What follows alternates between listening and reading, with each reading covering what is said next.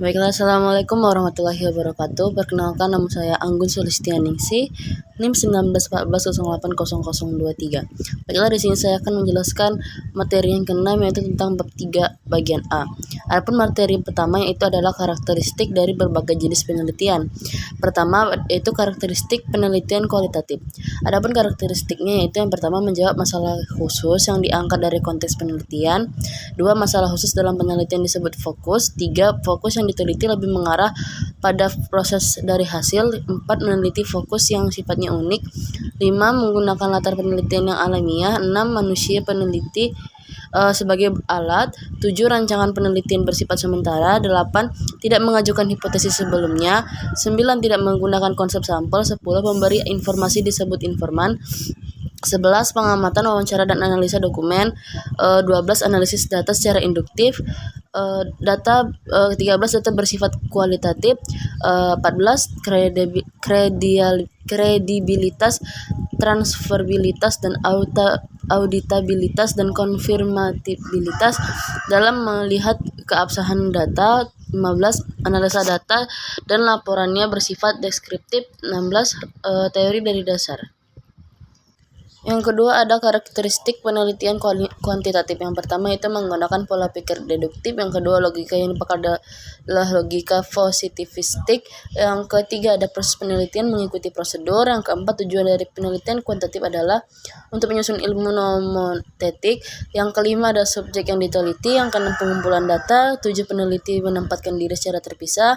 Ada 8 analisis data. Yang ke-9 ada hasil data berupa generalisasi dan prediksi. Adapun yang ketiga itu karakteristik penelitian mixed method. Yang pertama itu melibatkan penggunaan dua metode yaitu kualitatif dan kuantitatif. Yang kedua ada pendekatan melibatkan asumsi-asumsi filosofis. Yang ketiga ada dasar teori digunakan berupa komunikasi dan eksplorasi. Yang keempat sifat data yaitu campuran angka dan data yang bersifat deskriptif. Yang kelima ada teknik pengumpulan data merupakan kombinasi dari kualitatif dan kuantitatif. Yang keenam ada analisa data. Materi yang kedua yaitu ada rancangan dari berbagai jenis penelitian beserta contoh. Yang pertama itu penelitian kualitatif, yaitu desain penelitian kualitatif bervariasi tergantung pada metode yang digunakan, seperti pengamatan partisipan, wawancara mendalam, dan FGD adalah semua contoh metodologi yang dapat dipertimbangkan selama desain penelitian kualitatif. Desain penelitian kualitatif berdekatan dengan membangun jawaban atas mengapa dan bagaimana fenomena tersebut dipertanyakan. Yang kedua ada kuantitatif. Desain penelitian kuantitatif berkaitan dengan desain proyek penelitian yang menggunakan metode penelitian kuantitatif. Desainnya bervariasi tergantung dari metode yang digunakan, yang bisa berupa wawancara, telepon, wawancara tatap muka, survei online, dan survei melalui pos misalnya.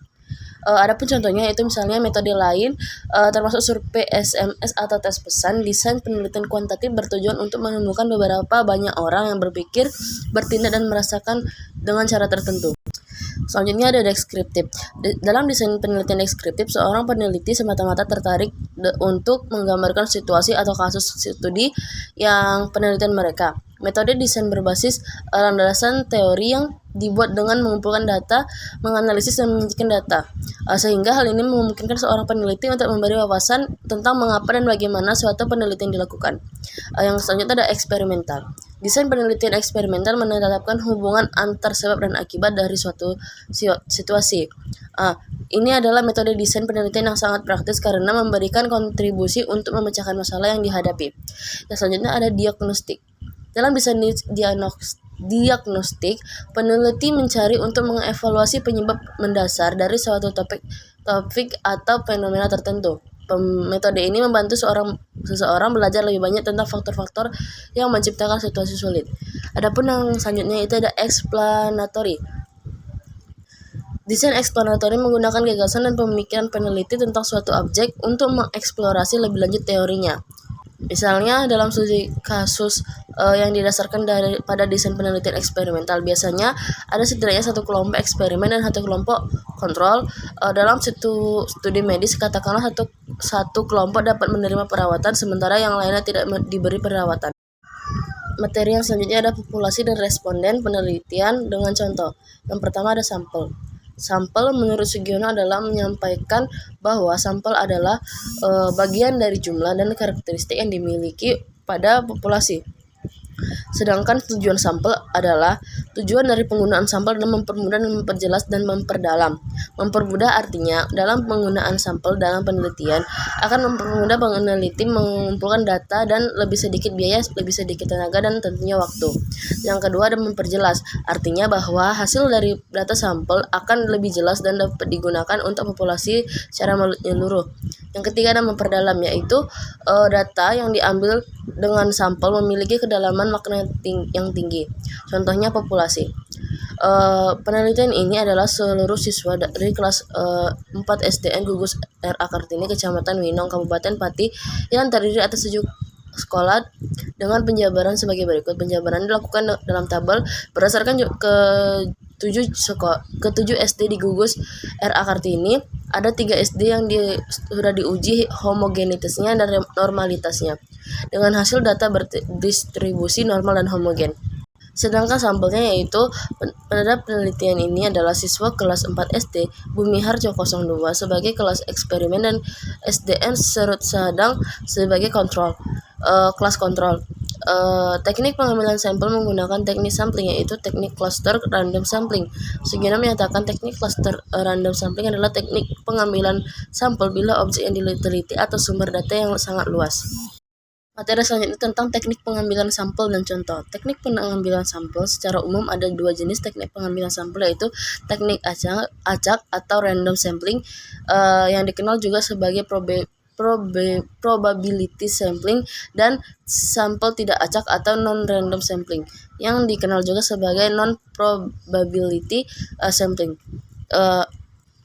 Adapun pengertian dari random sampling atau non-random sampling ialah sampel acak adalah cara atau teknik pengambilan sampel di mana teknik tersebut menggunakan kaidah peluang dalam penentuan elemen sampel. Sedangkan non-random sampling adalah salah satu teknik sampling di mana setiap elemen populasi tidak mempunyai kesempatan atau peluang yang sama untuk dijadikan sebagai sampel. Sampel acak terbagi menjadi 5 bagian, yaitu yang pertama ada sampel acak sederhana, yaitu teknik pengambilan sampel ini dilakukan jika jenis analisis penelitian cenderung deskriptif dan bersifat umum.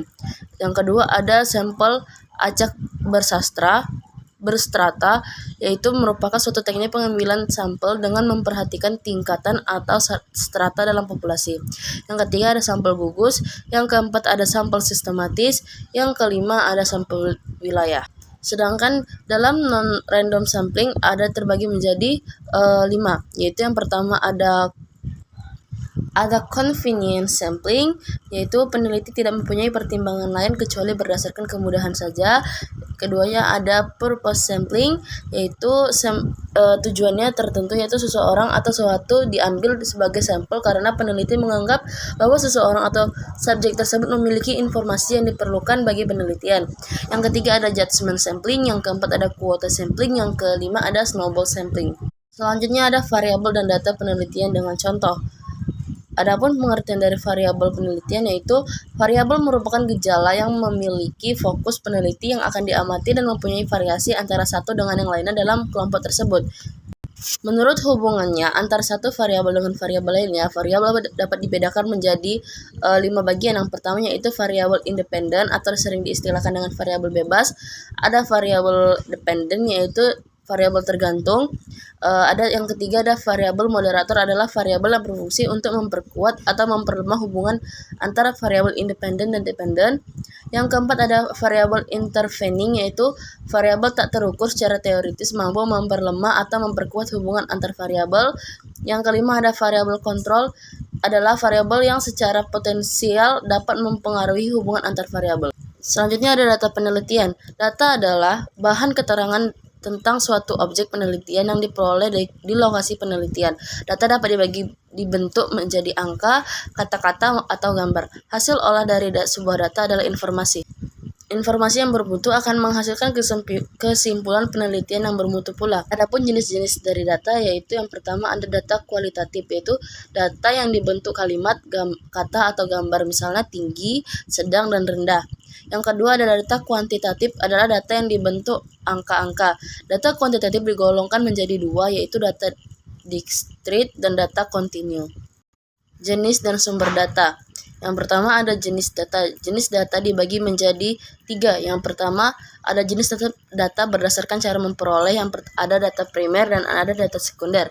Yang kedua, jenis data berdasarkan sifatnya, yaitu ada data kualitatif dan data kuantitatif. Sedangkan jenis data berdasarkan sumbernya ada data internal dan data eksternal.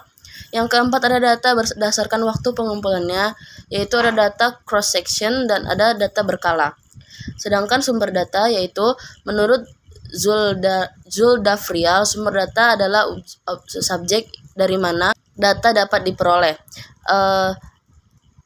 Ada 2 macam sumber data, yaitu yang pertama data primer dan data sekunder. Adapun sumber data yang lainnya, yang pertama yaitu ada narasumber atau informan, peristiwa atau aktivitas, tempat atau lokasi, dan dokumen atau arsip. Pengertian, fungsi, dan bentuk instrumen penelitian dengan contoh. Yang pertama ada pengertian instrumen penelitian dari para ahli. Menurut Sugiono, mendefinisikan instrumen dalam penelitian sebagai alat bantu yang digunakan peneliti guna mengukur fenomena sosial serta alam sebagaimana yang ada dalam variabel penelitian. Sedangkan fungsi variabel penelitian yang pertama adalah alat untuk merekam, mencatat informasi dari responden. Yang kedua ada sebagai acuan penelitian dalam mendapatkan data penelitian. Yang ketiga ada alat untuk mengorganisasikan proses interview. Yang keempat ada alat untuk mengevaluasi kinerja anggota penelitian. Adapun bentuk instrumen penelitian, yang pertama ada kuesioner, adalah instrumen berbentuk daftar pertanyaan yang biasa digunakan untuk mengumpulkan data dari responden. Yang kedua ada wawancara, adalah instrumen pengukuran atau yang dikenal sebagai kuesioner lisan. Yang ketiga ada observasi, adalah instrumen yang digunakan oleh seorang peneliti di mana perilaku atau situasi individu diamati dan dicatat. Sedangkan yang keempat ada diskusi kelompok terfokus atau focus group discussion. Contoh instrumen penelitian pada diskusi kelompok, yaitu contohnya dalam penggunaan instrumen penelitian ini adalah alat rekam. Alat rekam biasanya senantiasa dipergunakan sebagai pelengkap bentuk riset yang ada di lapangan. Alat rekam atau dokumen bisa di dalam audio atau video, seperti penggunaan HP atau handphone, kamera, tape recorder, dan lain-lain. Kisi-kisi instrumen sesuai variabel dan indikator penelitian terbagi menjadi 5. Yang pertama ada instrumen tes, yaitu merupakan serangkaian pertanyaan untuk mengukur keterampilan, pengetahuan, kemampuan, bakat, dan intelijensi objek penelitian. Yang kedua ada instrumen observasi, dilakukan secara langsung dan cermat di lokasi penelitian. Sedangkan ada instrumen wawancara, yaitu dapat dibagi menjadi 2, yaitu wawancara terstruktur dan tidak terstruktur. Yang keempat ada instrumen angket, yaitu kuesioner atau angket merupakan instrumen penelitian yang berbentuk pertanyaan yang bisa digunakan untuk mengumpulkan data penelitian. Yang kelima ada instrumen dokumentasi, yaitu biasa digunakan dalam penelitian untuk mencari bukti-bukti sejarah, landasan hukum, dan peraturan-peraturan yang pernah berlaku.